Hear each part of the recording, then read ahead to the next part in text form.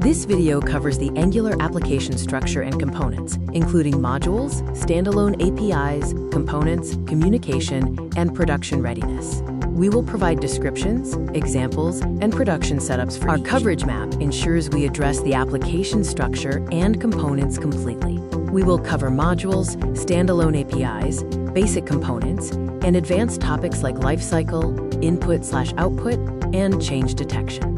A production-grade Angular folder structure separates feature code, shared UI, and global concerns. The implementation strategy involves keeping feature logic close to its routes and putting singletons in core and reusable UI in shared.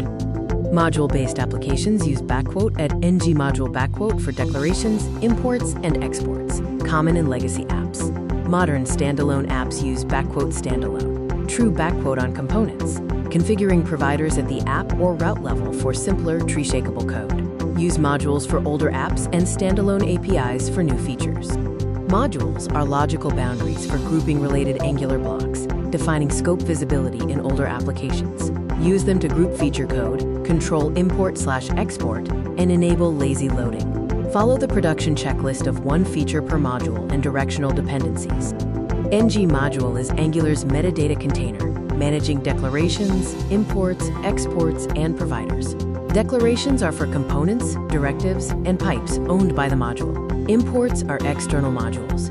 Exports are the public API, and providers configure dependency injection. Feature modules contain business capability and feature-specific UI. Shared modules are for reusable UI, pipes, and components without singleton services. Core modules are for app-wide singletons, interceptors, and the shell, imported only once.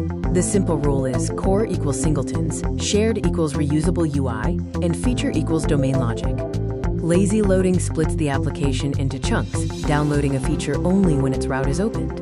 This improves initial bundle size and first load performance. It is recommended for heavy business areas and to avoid importing lazy feature modules directly in app module. Barrel exports use backquote index, TS backquote files to expose a folder's public API, reducing long relative imports and improving refactoring. Use path aliases and avoid exporting everything blindly or creating circular dependency barrels. Standalone APIs allow components, directives, and pipes to declare dependencies without backquote ng-module backquote. Use them to build new apps with less boilerplate, migrate features, and manage route-level providers and lazy standalone components. Prefer standalone for new features, keeping routes as the main boundary, and using backquote app.config, TS backquote for global providers. A standalone component owns its imports directly and doesn't need ng-module declaration. This is useful for usable UI components, route-level pages loaded with backquote load component backquote, and simpler unit testing due to local dependencies. Keep imports minimal, use required inputs, and make components pure. Standalone directives are reusable behaviors imported directly by a component. They are used for permission-based UI display, input formatting, and DOM behavior. Avoid direct DOM mutation and use renderer2 for cross-platform support. Keep inputs strongly typed. Standalone pipes transform displayed values and are imported directly. They are used for formatting status labels, currency/date wrappers, and pure transformations.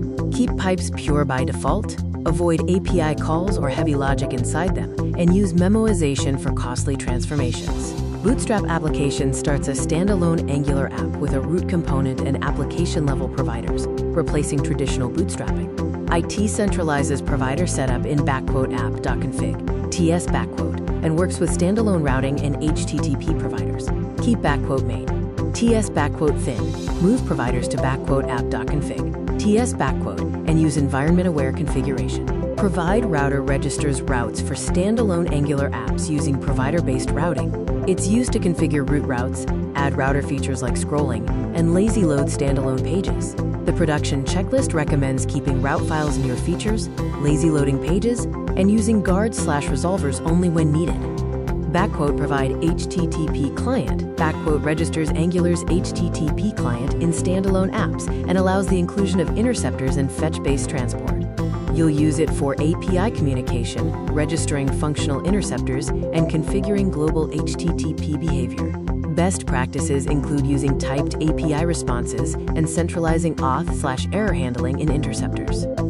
Import providers from bridges providers from old NG modules into a standalone application. Use it for migrating third-party NG module libraries and temporarily using existing module-based providers. It should be seen as a migration tool, not a permanent solution. Prefer native standalone provider APIs when available.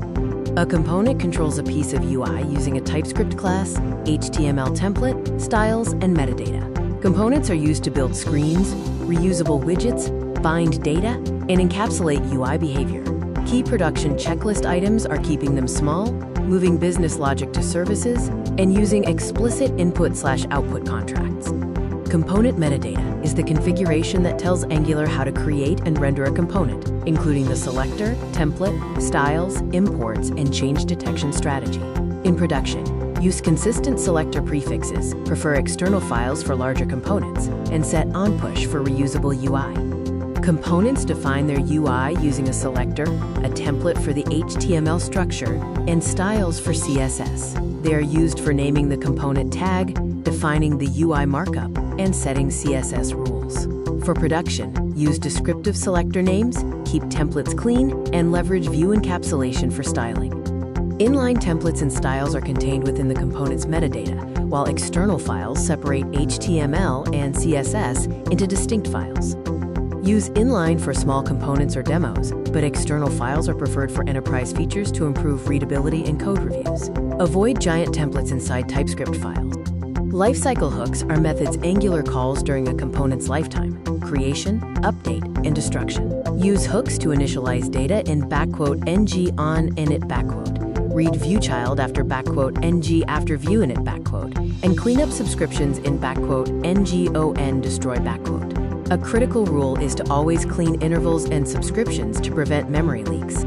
The lifecycle hook flow starts with the constructor, followed by "ng on changes", "ng on init", "ng do check", and the after content and after view hooks, ending with "ng on destroy". Remember that the constructor is for dependency injection only, "ng on init", for initialization and API calls, and "ng on destroy" is vital for cleanup. The "at input" decorator passes data from a parent component down to a child component. This is used when a child needs display data or configuration. Production advice includes never mutating input objects inside the child, using required inputs, and preferring immutable objects with onPush change detection. "at output" exposes child events to the parent, typically using "event emitter" to emit these events. This pattern notifies the parent about user actions, keeping the child reusable and independent. Ensure you emit meaningful event payloads and name outputs as actions like "saved", or "selected". "at viewchild" gets a reference to a single element, component, or directive from the current component's view. Use cases include accessing imperative APIs like "focus", reading child properties, or initializing logic after "ng after viewInit". Use this sparingly to avoid tight coupling. "at viewchildren" queries multiple elements, components, or directives in the component view, returning a "query list". This is helpful for managing dynamic child components or calling methods on several children.